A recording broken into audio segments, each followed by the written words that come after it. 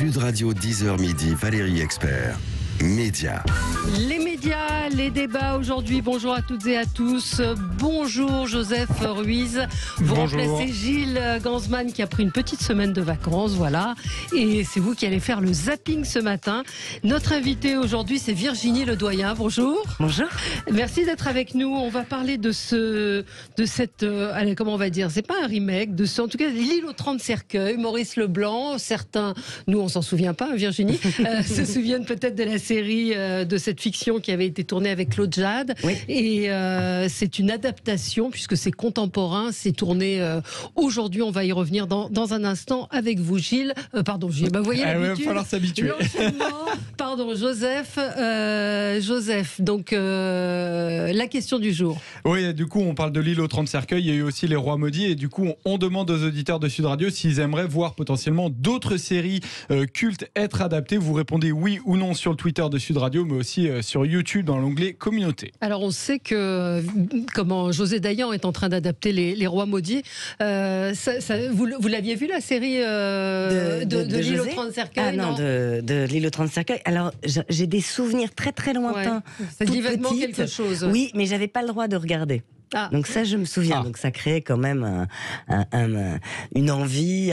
C'est presque un peu mythique pour moi. Ouais. Mais je ne l'ai pas revu depuis. Et il y a quoi comme série culte pour vous dans vos souvenirs? Quand j'étais enfant, Arabesque. Oui, Arabesque. Oui. Arabesque, Colombo. Ouais. Colombo à réadapter, ce serait compliqué parce que ça tenait vraiment sur le personnage. C'est impossible. Ouais. Non, c'est impossible. Et puis, ce qui était génial dans Colombo, c'est que c'était vraiment à l'inverse de ce qu'on fait aujourd'hui, c'est-à-dire qu'on sait dès le départ qui est l'assassin, et puis c'est son intelligence, c'est une espèce de boîte à outils comme ça d'un type très très astucieux. Enfin voilà, ça c'est des séries que je regardais beaucoup. Et vous regardez quoi aujourd'hui ? Je regarde assez peu de choses parce que je trouve ça alors j'adore, mais c'est complètement addictif quoi. Oui, vous êtes gentil parce que moi j'ai été addictée par votre par L'île aux 30 cercueils. Je peux vous dire que j'ai commencé à regarder, je ne l'ai pas lâché parce qu'il y a, enfin on va en reparler dans un instant. C'est ce qui m'a donné envie. Ah oui, on va en reparler. D'abord il y a le zapping. Sud Radio 10h midi, Média, l'instant zapping.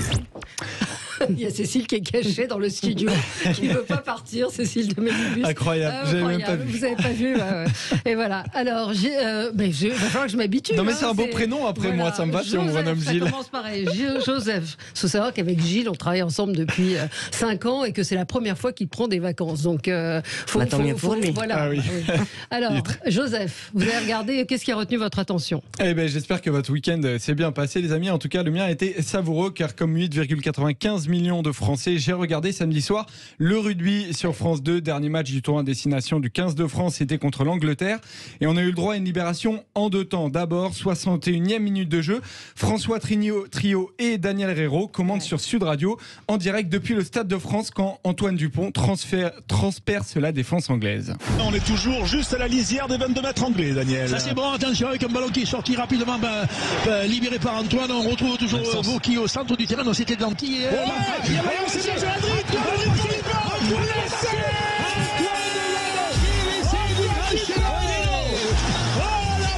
Magnifique, le 3e essai français.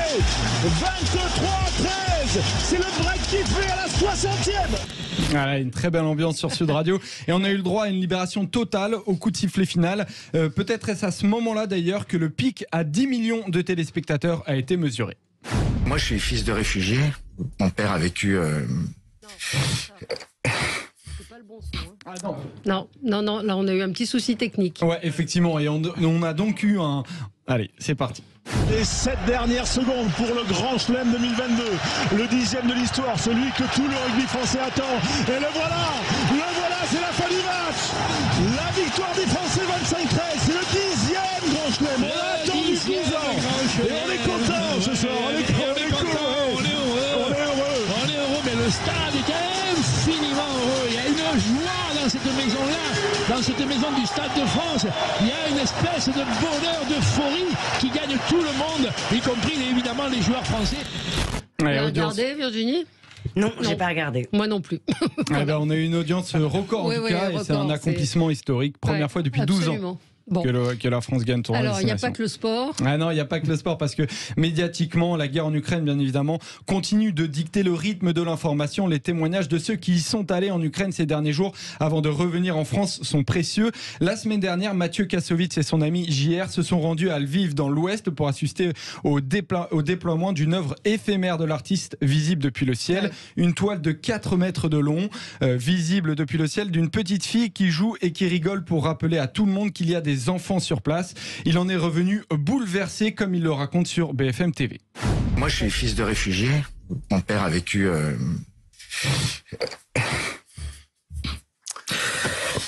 Je sais que c'est difficile, pardon d'évoquer cela avec vous, mais je sais que c'est tellement... Oui. Il avait l'âge de ces enfants-là quand mes grands-parents ont été déportés. Il a vécu le ghetto.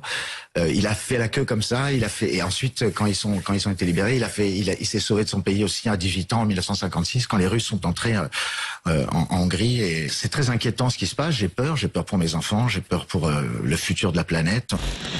Ouais. Vous l'aviez vu cette séquence? Oui, je l'avais vu, c'était très bouleversant. Ouais, c'était bouleversant. Et puis ce qu'a fait JR, donc ce photographe, cette immense photo déployée par des habitants, c'était très très émouvant. Ouais, il avait le visage aussi très très marqué, Mathieu Kassovitz, qui était donc à Lviv dans l'Ouest, et Bernard-Henri Lévy était lui à Odessa dans le Sud pour tourner un reportage. Son intervention au micro de BFM a été remarquée. On l'écoute d'abord. Vous savez, le seul geste politique que j'ai fait là, vous le verrez dans mon reportage jeudi, c'est que j'ai inscrit sur une barricade de la rue principale d'Odessa les 3 mots de la devise républicaine française. Je les ai tagués moi-même: liberté, égalité, fraternité. Voilà le geste politique, le seul jusqu'à présent que j'ai accompli à Odessa. Vous verrez ça. Voilà, et il s'est fait beaucoup moquer sur les réseaux. Je vous ai vu d'ailleurs un petit peu. Oui, alors parce qu'il y a un contraste saisissant entre effectivement Mathieu Kassovitz, qui en plus est un homme assez discret, assez pudique. Ouais, c'est rare de voir comme ça. C'est très rare, et qui vient à la fois parler de quelque chose qui bouleverse le monde entier, et au travers, avec le prisme de son histoire personnelle, j'ai trouvé ça bouleversant. Donc c'est vrai qu'ensuite BHL, bon, c'est totalement autre chose, mais le contraste était trop saisissant. Oui, c'est vrai que c'est. Et puis il a donné l'impression d'avoir le sentiment lui-même d'avoir accompli quelque chose. Oui, c'est ça. Il les a tagués lui-même. Les mots sont forts. Donc inutile de préciser que ce geste politique a été fraîchement accueilli par les réseaux. Un tournant important de ce conflit, a même tweeté avec sarcasme Tristan Bannon. On reste à Odessa, sur le littoral de la mer Noire, là où les barricades sont taguées par un Français aux chemises un peu trop ouvertes, mais surtout là où des millions d'Ukrainiens se préparent potentiellement à une invasion russe. Le silence souvent d'une ville qui se vide, et la musique samedi de 5 militaires des forces marines qui ont sorti saxophone et trompette pour jouer une musique au titre évocateur Don't Worry, Be Happy.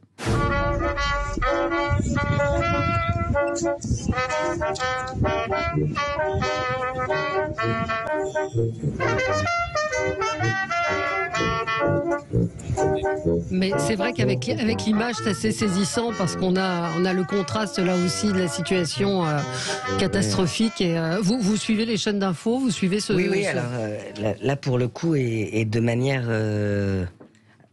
c'est addictif, curieusement, alors que c'est tragique, c'est tragique, et c'est vrai que c'est des images 5 militaires des qu'on n'a absolument, qu'on n'a jamais vues en fait, qu'on n'a strictement jamais vues, et gens qui vivaient effectivement tout à fait normalement comme nous, et tout s'arrête du jour au lendemain, et puis avec cet illogisme.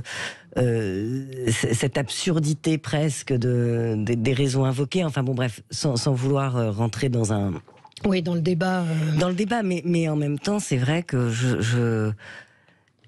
c'est pas que ça fait peur, mais c'est que c'est d'une tristesse, terrible, d'une injustice et d'une violence inouïe. Non, c'est assez. Les images sont choquantes et terribles, et on est tous happés par ce conflit.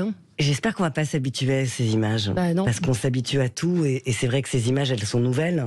On n'a pas l'habitude de les voir, et puis ça fait déjà 25 jours, donc est-ce que dans 20 jours on sera un peu insensibilisé? Je pense pas, non. J'espère pas.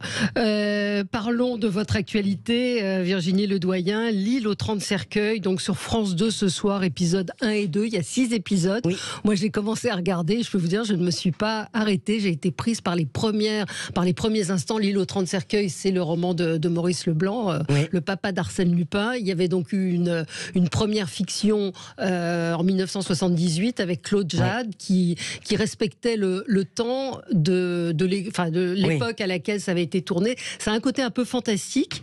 On vous attend pas forcément dans un rôle comme celui-là. C'est ce qui vous a plu ?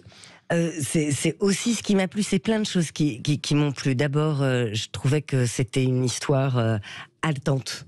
Ouais. C'est-à-dire à lire, il se passe à la fois 1000 choses, mais à l'intérieur de ces 1000 choses, on prend le temps de s'attarder sur les personnages. Je trouvais que le personnage de Christine, celui que j'interprète, avait une vraie complexité. C'est un espèce de paradoxe sur pattes, une femme qui à la fois est brisée par la perte de son enfant et qui en même temps est courageuse, elle est vaillante, elle veut comprendre, elle veut savoir. Il faut expliquer, juste resituer le début. Non, mais c'est vous vivez une vie tout à fait heureuse. Enfin heureuse, oui. A priori, vous êtes médecin avec votre mari Charles Berling, et puis vous recevez une vidéo qui vous montre votre accouchement 15 ans avant et votre enfant qui visiblement a été assassiné. Et non mort-né, comme elle l'a toujours cru. Voilà. Et vous décidez de repartir dans cette île, qui est l'île de Sarek, qui est une île fictive et sur laquelle elle est née, où elle a grandi et qu'elle a quitté effectivement après la mort de son enfant.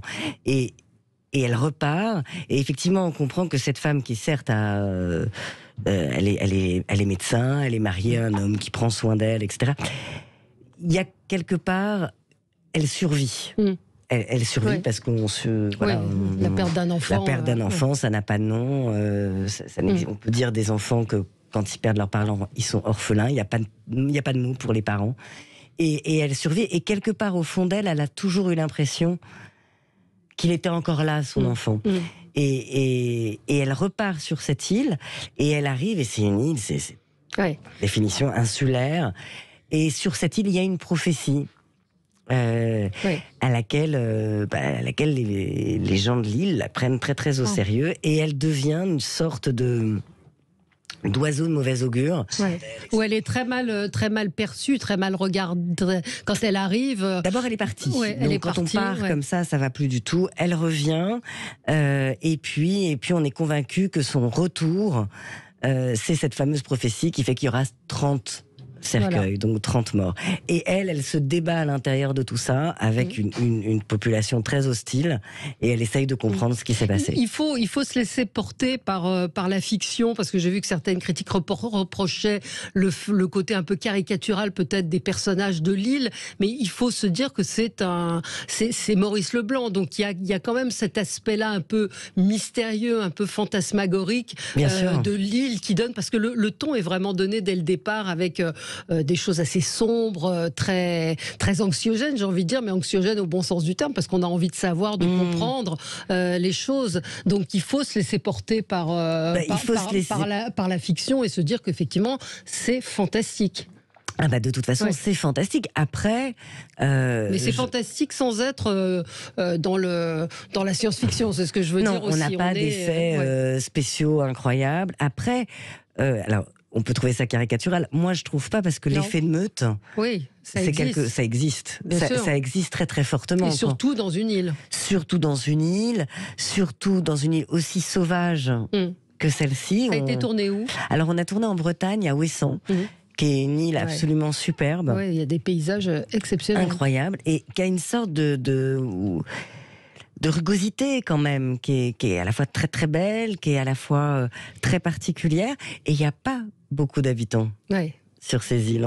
C'est pas la Corse, c'est autre chose. Ça reste sauvage. Sauvage, Et alors, il faut dire qu'elle a été réalisée donc par Elsa Marpeau. Par Frédéric Mermoz. Elle a été écrite par Elsa et Florent Meyer. Et Florent Meyer et Elsa Marpeau, réalisée par Frédéric Mermoz. Donc, le producteur Stéphane Boati qui vous a accompagné. Et puis, on retrouve donc Jean-François Stévenin qui, hélas, a disparu. Donc, ça, c'est émouvant de le voir en plus dans ce rôle. C'est très émouvant. Moi, j'ai été très touchée de le voir comme ça. Il est parti très peu de temps après.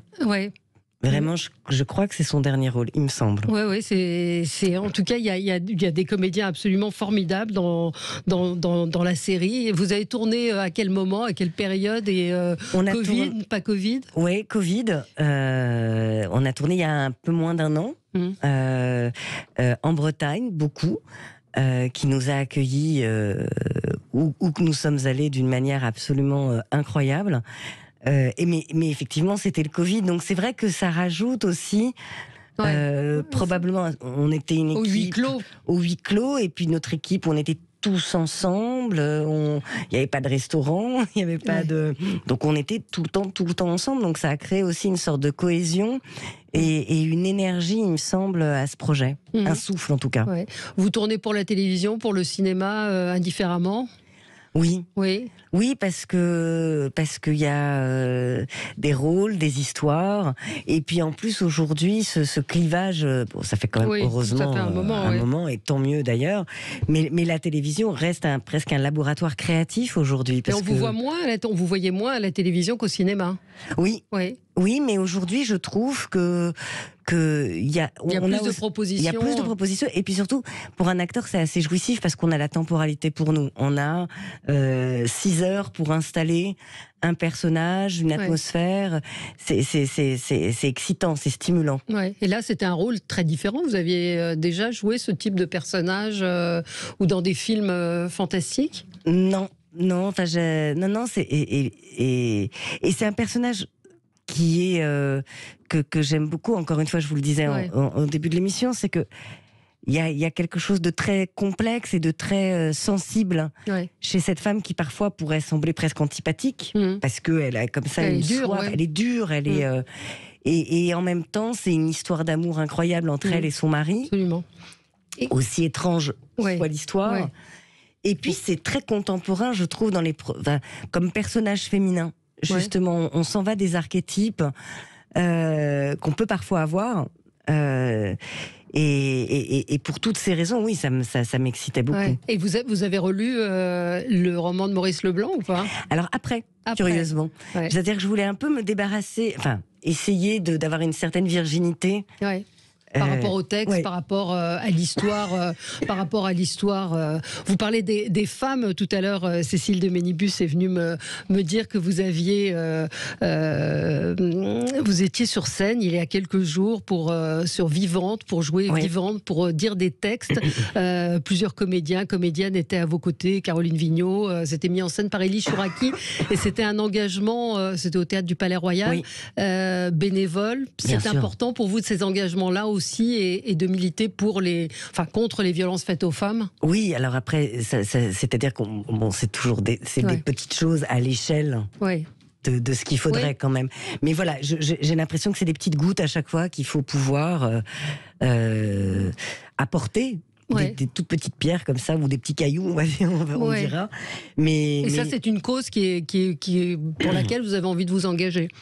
Oui, mais de toute façon, les violences dans toute leur diversité, mais malheureusement, on a toujours envie de s'engager. Si soudain, on peut effectivement un soir aller dans un théâtre, sur scène, là en l'occurrence, c'était des lettres de femmes qui avaient été maltraitées, victimes de violences.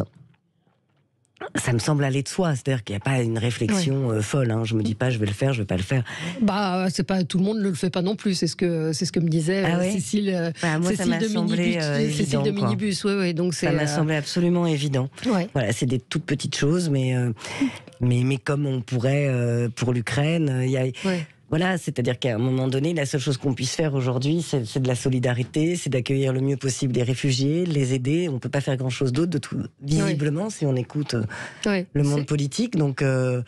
Donc oui, chacun a sa manière. Non, mais c'est important de le dire et de voir qu'il y a des gens qui sont engagés, qui ne font pas forcément beaucoup de publicité autour de ça et qui répondent présents quand on les appelle. Il y en a plein. Oui, mais justement, il y en a plein, mais qui ne le disent pas forcément, c'est ça? Ouais, peut-être, mais en fait, il y en a plein et c'est toujours surprenant de voir à quel point En fait, il y en a beaucoup plus que ce qu'on imagine. Ouais. Quel est votre prochain rôle? Vous le savez déjà? Alors, j'ai fini avec José Dayan, dont vous parliez, dont Joseph parlait tout à l'heure.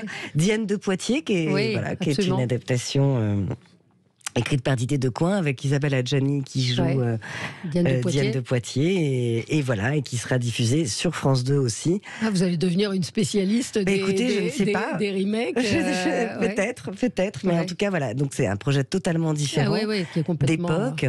Et qui était vachement intéressant à faire, quoi. D'autant que je jouais une garce pas possible, donc où il n'y a rien à sauver. Donc c'était assez amusant. Donc ça vous plaisait? Ouais, c'était marrant. Qu'est-ce qui vous fait choisir les rôles? C'est quand vous sentez qu'il y a des choses à jouer, justement, parce que parfois il n'y a pas grand-chose à jouer pour les comédiens. Là, il y a à jouer, en tout cas dans l'île aux 30 cercueils. Là, il y avait c'est un rôle très complexe. Ouais, c'est un rôle très complexe. Il y avait plein de choses à jouer, mais quand on choisit aussi c'est un projet qu'on choisit, c'est-à-dire c'est un point de vue, c'est un metteur en scène qui a un point de vue sur son histoire, c'est des acteurs avec lesquels on va jouer, c'est une production qui vous accompagne.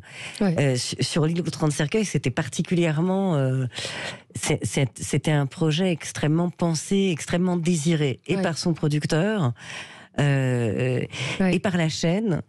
Donc c'est vrai qu'il y a une émulation quand on voit des gens qui sont porter ce projet. J'ai une question sur le fait que ce soit contemporain. Vous savez pourquoi ce choix a été fait plutôt que de le resituer comme le premier? C'était aujourd'hui plus simple. Je pense que c'était plus simple. Je pense qu'aussi la première adaptation de l'île aux 30 cercueils respectait l'époque. Donc c'était aussi une façon probablement de se démarquer. Après, je trouve, ça a été écrit en 1917, l'île aux 30 cercueils. Mais c'est assez contemporain. Complètement. Dans les problématiques que cette série aborde. Donc, les liens familiaux, il y a la complexité, le rapport amoureux, la manipulation. Il y a plein de choses. Et encore une fois, j'ai trouvé, moi, que l'ambiance et la tension étaient là dès les premières images. Parce que, encore une fois, je le dis de temps en temps, il arrive qu'on regarde un peu en accéléré. Là, moi, j'ai regardé les 2 premiers épisodes et j'ai hâte de voir la suite. Parce qu'on est pris par l'histoire, on est pris par l'ambiance et par la complexité des personnages, où on sent des ambivalences, on se demande le policier de quel côté il est. Non, c'est très très très réussi, moi j'ai trouvé. Donc allez-y ce soir, donc l'île aux 30 cercueils sur France 2, épisodes 1 et 2, il y en aura 4 autres. Donc on aime bien aussi. Vous disiez que vous n'aimiez pas être pris dans la j'aime bien justement, mais après on fait plus rien. C'est ce que j'ai fait. C'est chronophage. Je vous remercie, c'est ce que j'ai fait hier. Je pensais en regarder un petit peu, puis j'ai regardé les 2. Merci beaucoup Virginie Ledoyen d'être venue ce matin sur Sud Radio. On se retrouve nous dans un tout petit instant pour la suite du 10h midi. À tout de suite. Sud Radio, 10h midi, Valérie Expert.